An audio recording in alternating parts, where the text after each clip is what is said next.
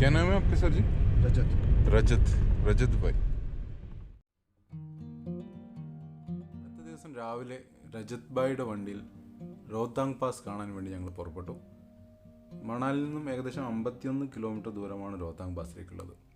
ഈ പോകുന്ന യാത്ര ചെയ്യുന്ന വഴി എന്ന് പറയുന്നത് അതിമനോഹരമായ കാഴ്ചകളാണ്. താഴ്വരകളും അതുപോലെ റോഡുകൾ ചെറുതാണെങ്കിലും നല്ല സീനിക്കായിട്ടുള്ള കാഴ്ചകളാണ് നമുക്ക് രണ്ട് ഭാഗങ്ങളിലും കാണാൻ കഴിയുക.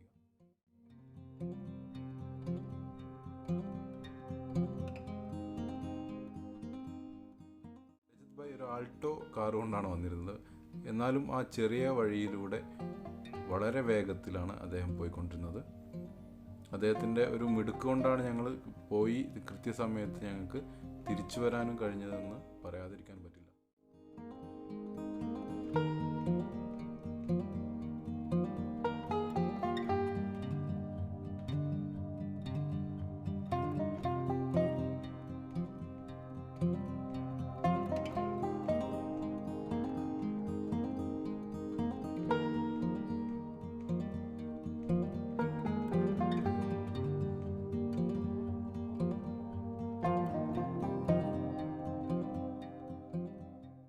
നിന്നും 51 കിലോമീറ്റർ ദൂരമാണ് റോത്താങ് പാസിലേക്കുള്ളത്. ഈ റോത്താങ് പാസ് കുളു താഴ്വരയെ ഹോൾ, സ്പിറ്റി എന്നീ താഴ്വരകളുമായി ബന്ധിപ്പിക്കുന്ന പർവ്വത പാതയാണ്.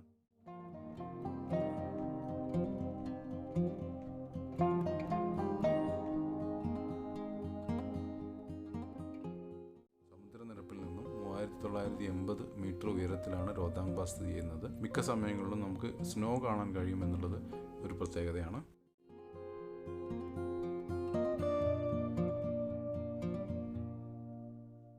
51 കിലോമീറ്റർ ദൂരം എന്ന് പറയുന്നത് ചെറിയ റോഡാണുള്ളത്.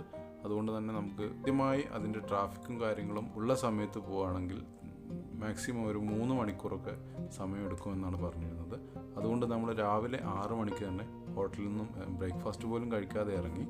അങ്ങനെ വഴിയിൽ ഒരു സ്ഥലത്ത് വെച്ചിട്ട് നമ്മൾ ബ്രേക്ക്ഫാസ്റ്റ് കഴിച്ചു.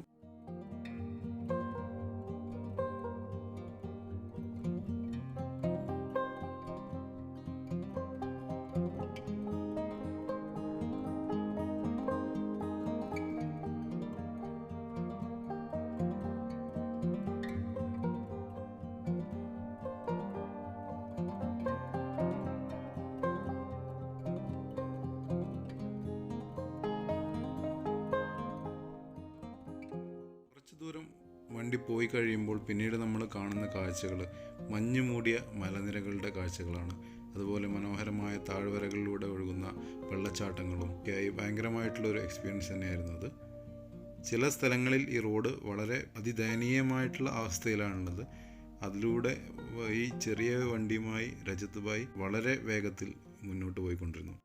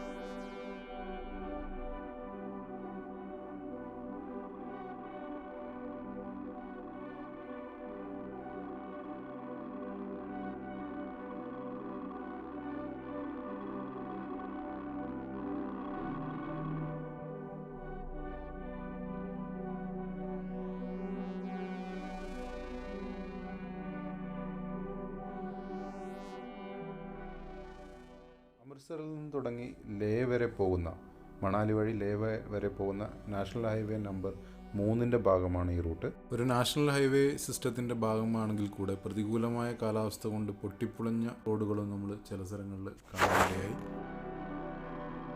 കുറച്ച് ദൂരം കൂടി യാത്ര ചെയ്ത് ബ്രേക്ക്ഫാസ്റ്റ് കഴിക്കാൻ വേണ്ടി ഞങ്ങളൊരു സ്ഥലത്ത് നിർത്തി. ഇനി ഇവിടുന്ന് ഒരുപാട് 22 കിലോമീറ്ററോളം യാത്ര ചെയ്യാനുണ്ട് എന്നാണ് നമ്മുടെ ഡ്രൈവർ നമ്മളോടൊപ്പം അറിയിച്ചത്. അങ്ങനെ നമ്മുടെ യാത്ര തുടർന്നു. പിന്നീട് കൂടുതൽ സീനിക്കായിട്ടുള്ള കാഴ്ചകളാണ് നമ്മുടെ മുന്നിലേക്ക് വന്നുകൊണ്ടിരുന്നത്.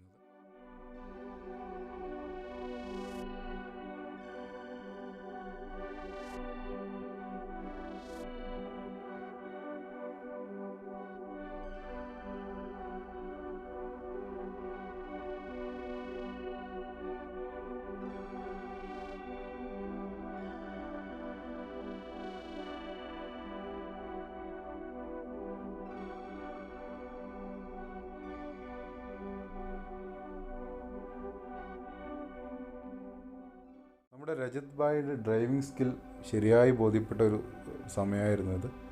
വളരെ ദുഷ്കരമായിട്ടുള്ള ഒരു റോഡിലൂടെ ചളി നിറഞ്ഞ് ഈ ചെറിയ വാഹനത്തിനൊന്നും കടന്നു പോകാൻ കഴിയുന്നു എന്ന് നമുക്ക് തോന്നാത്ത വഴിയിലൂടെ വളരെ വിദഗ്ധമായി അദ്ദേഹം മുന്നോട്ട് കൊണ്ടുപോയി.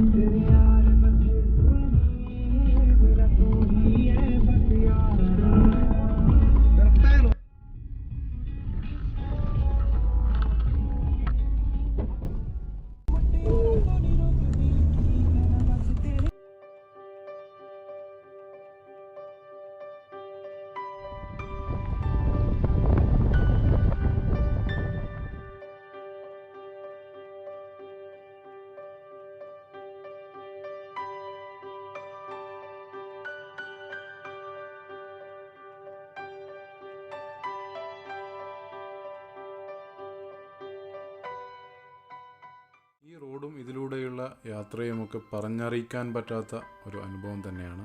ഇതിലൂടെ ഒരു തവണയെങ്കിലും യാത്ര ചെയ്തിട്ടുള്ള ആളുകൾക്കത് മനസ്സിലാക്കാൻ കഴിയും. നമ്മുടെ ആർമിയൊക്കെ ആണ് ഇതിൻ്റെ റോഡിൻ്റെ നിർമ്മാണവും പരിപാലനവും ഒക്കെ ചെയ്തുകൊണ്ടിരിക്കുന്നത്.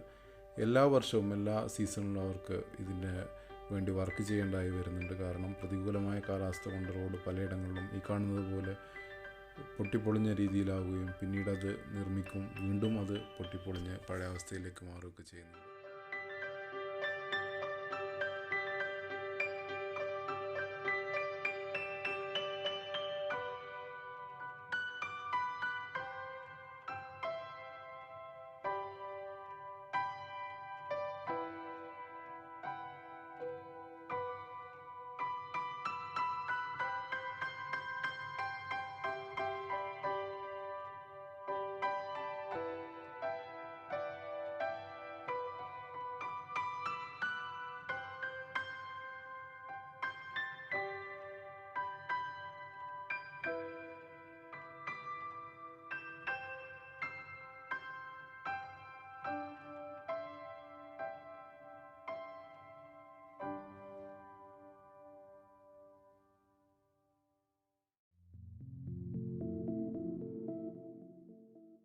മണാലിയിലേക്കുള്ള ഒരു യാത്ര എന്നൊക്കെ പറയുമ്പോൾ വലിയ ചിലവ് കൂടിയ ഒരു യാത്രയൊന്നുമല്ല. നമ്മുടെ കയ്യിൽ സമയമുണ്ടെങ്കിൽ നമുക്ക് വളരെ ചിലവ് കുറഞ്ഞ രീതിയിൽ കേരളത്തിൽ നിന്നൊക്കെ നമുക്ക് പോയി വരാൻ കഴിയും. അതുമാത്രമല്ല വ്യത്യസ്തമായ ഒരു ഭൂപ്രകൃതിയിലെ കാഴ്ചകൾ നമുക്ക് ആസ്വദിക്കാൻ കഴിയും എന്നുള്ളതാണ് ഇതിൻ്റെ ഒരു പ്രത്യേകത.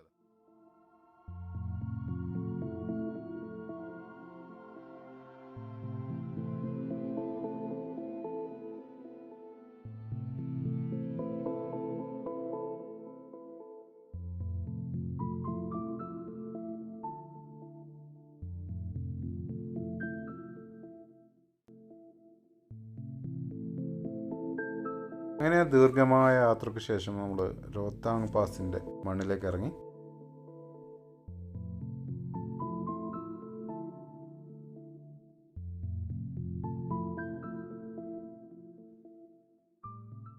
ഇവിടെ നിന്നും ഇനി മുകളിലേക്ക് പോകണമെങ്കിൽ നമുക്കൊരു കുതിരയുടെ പുറത്ത് കയറി വേണം അങ്ങോട്ട് പോകാൻ.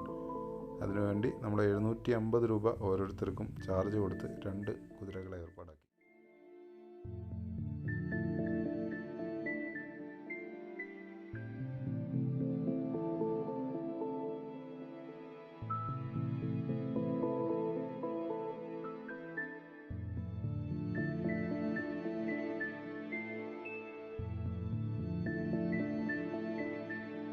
അങ്ങനെ റോത്താങ് പാസിൻ്റെ മുകളിലേക്ക് 2 കുതിരപ്പുറത്ത് ഞങ്ങൾ രണ്ടുപേരും യാത്ര തുടങ്ങി.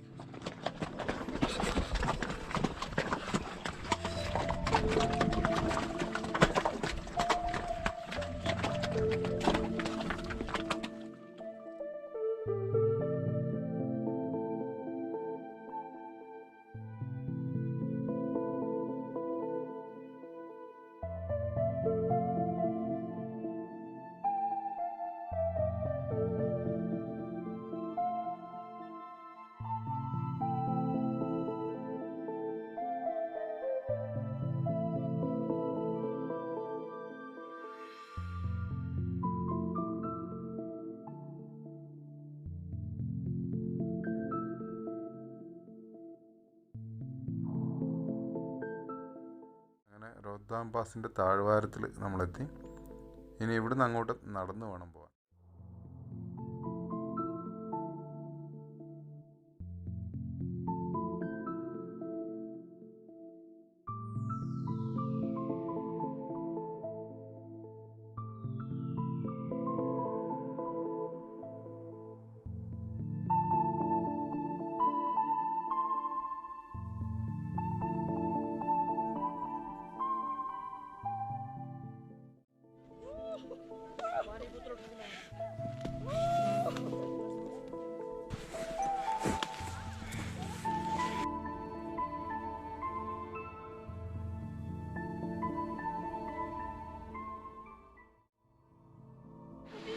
हाँ जी सर, कॉफी पीना?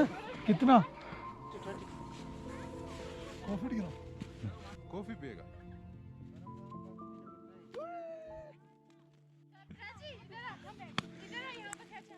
दो कॉफी दो.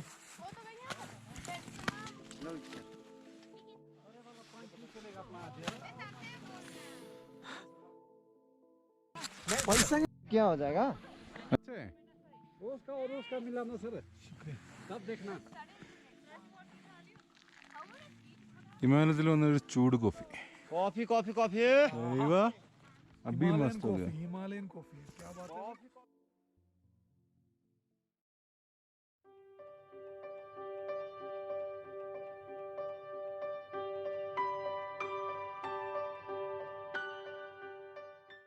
सहा. हाँ जी जी. जो परस सहा. अच्छा. ये जो सहा होते हैं.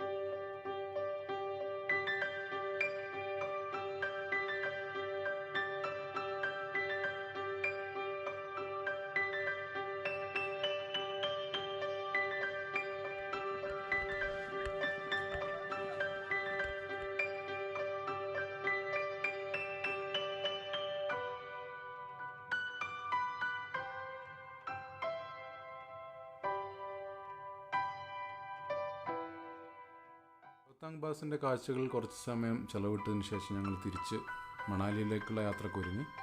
അന്ന് ഉച്ചയ്ക്ക് 2:45 ആണ് നമുക്ക് ഡൽഹിയിലേക്ക് ബസ് ഉണ്ടായിരുന്നത്. ഏകദേശം ഒരു 2 മണിക്കൂർ റണ്ണിങ് ടൈം കണക്കാക്കിയാണ് ഞങ്ങൾ അവിടുന്ന് ഇറങ്ങിയത്. വഴിയിൽ ഭക്ഷണം കഴിക്കാമെന്നൊക്കെ വിചാരിച്ച് സമയമെടുത്ത് പോകാമെന്ന് വിചാരിച്ചതാണ്. പക്ഷേ മിലിറ്ററി വാഹനങ്ങളും അതുപോലെ ഒരുപാട് ട്രാഫിക്കും കാരണം ബസ് പുറപ്പെടുന്നതിന് 5 മിനിറ്റ് മുമ്പാണ് ഞങ്ങൾക്ക് മണാലിയിലെത്താൻ കഴിഞ്ഞത്. हमारा सोनू भाई है. ये दर्शन कर लो, यहाँ के व्यास टेंपल है. ये व्यास जो रिवर है यहीं से हाँ start हाँ होता है. हाँ हाँ हाँ.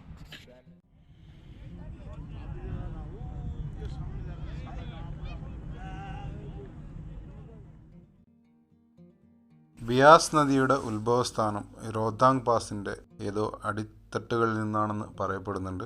അതിനോടനുബന്ധിച്ച് അവിടെ ഒരു ക്ഷേത്രമൊക്കെ അവിടെ ബിയാസ് നദിയുടെ പേരിലുണ്ട്. ബിയാസ് മന്ദിർ എന്ന പേരിലത് അവിടെയുണ്ട്. അങ്ങനെ റോഹ്താങ് പാസിൽ നിന്ന് ഞങ്ങൾ തിരിക്കുകയാണ്. മണാലി ലക്ഷ്യമാക്കി ഞങ്ങളുടെ യാത്ര തുടർന്നു. ഒരുപാട് പ്രതിബന്ധനങ്ങളുള്ള യാത്രയായിരുന്നു. കാരണം 3 മണിക്കൂർ കൊണ്ട് 2:30 മണിയാകുമ്പോഴേക്കും ഞങ്ങൾക്ക് മണാലിയിൽ എത്തേണ്ട ആവശ്യമുണ്ടായിരുന്നു. കാരണം അപ്പോഴേക്കുള്ള ബസ്സാണ് ഞങ്ങൾ ഡൽഹിയിലേക്ക് ബുക്ക് ചെയ്തിരുന്നത്. അതിനിടയിൽ ഒരുപാട് മിലിറ്ററി ട്രക്കുകൾ ധാരാളം വഴിയിലുണ്ടായിരുന്നു. അത് കാരണം ഒരുപാട് ബ്ലോക്കും കാര്യങ്ങളൊക്കെ ഉണ്ടായി. ഒരു വിധമാണ് മണാലിയിലേക്ക് എത്തിച്ചേർന്നത്.